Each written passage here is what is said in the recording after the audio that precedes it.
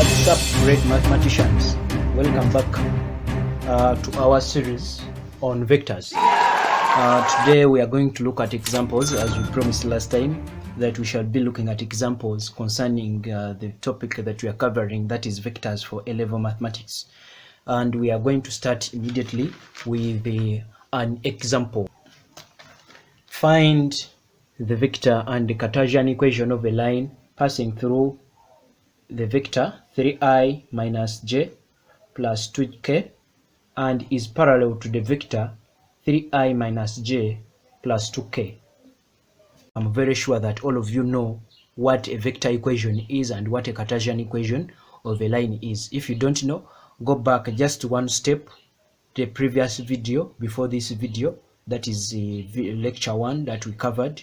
You will understand what a vector equation means, or you will also understand what a Cartesian equation means. First, go back before you can watch this if you don't know that. But if you do, let's go immediately to the solution. We are going to start with the vector equation of the straight line that we are asked for. Remember, we said that a vector equation of a line, we write it as get it from the formula that we had, where a and d are all vectors, and d is a directional vector, then a is a vector or is a point on a line. Okay, so and r is any point, it's any variable that we are looking for. So this is going to be x, y, z.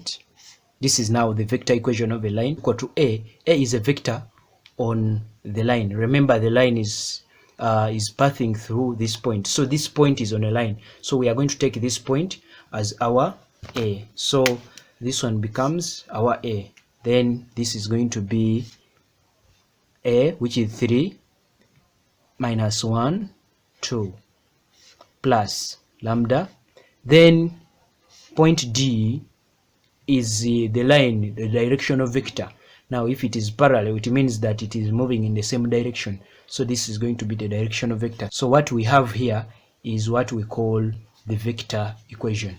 Then we can also write this vector equation as, so the first part whereby they are telling us to find the vector equation of a line is done. As simple as that. You don't need to do any other thing, just write it in that form.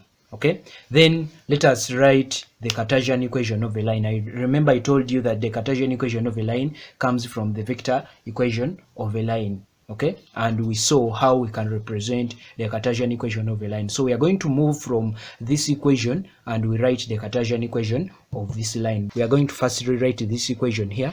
So if we are to use this equation here, this is the same equation that we had up there. This is the vector equation of a line. So we are going to move from the vector equation of a line, then we'll be able to find the Cartesian equation of the line. So for the Cartesian equation of a line, we equate each value to a constant. Okay, we equate x to a constant, y to a constant, and z to a constant, and we make that constant the subject, and of which this is going to be our constant value in this case. Okay, so now we are going to first of all rewrite this as x, y, z is equal to, we are going to form the same bracket. This is 3 plus 3 lambda.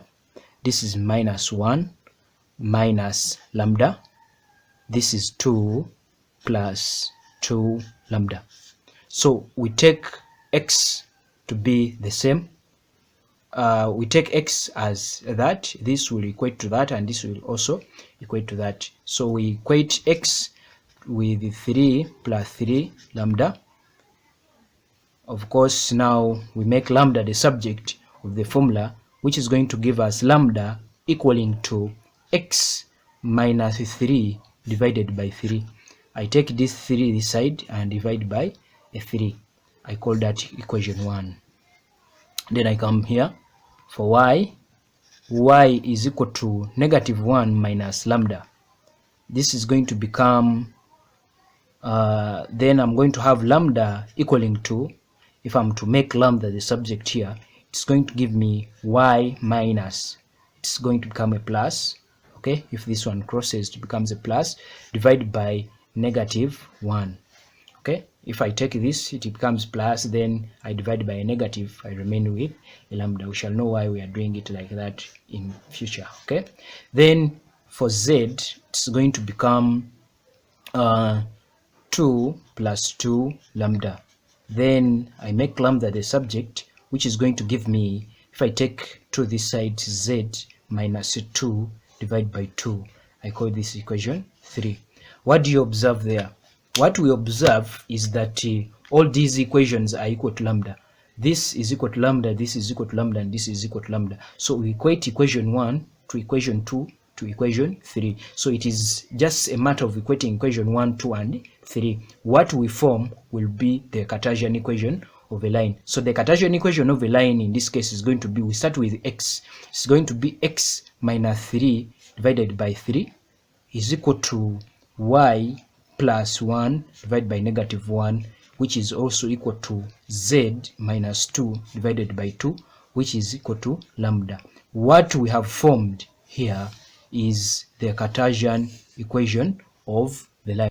Okay, so now when you are asked for the vector equation of a line, you know what to do. Just write the information that you are given. If the direction is already given to you, or the point and one point on the line is also given to you, just copy that information and represent it in that form. Then if we are asked you to find the Cartesian equation of a line, proceed from the vector equation of a line and come to the Cartesian equation of a line. I'm going to summarize it. What you do, get a point on a line and its direction, put it in the formula r is equal to a plus lambda d, form the vector equation of a line. If you ask for the Cartesian equation of a line, make lambda, or the constant that you are using, to be the subject of the formula, then use that, make it the subject of the formula, and equate the different equations that you form. What you form will be the Cartesian equation of a line. As simple as that. I think we are going to stop here.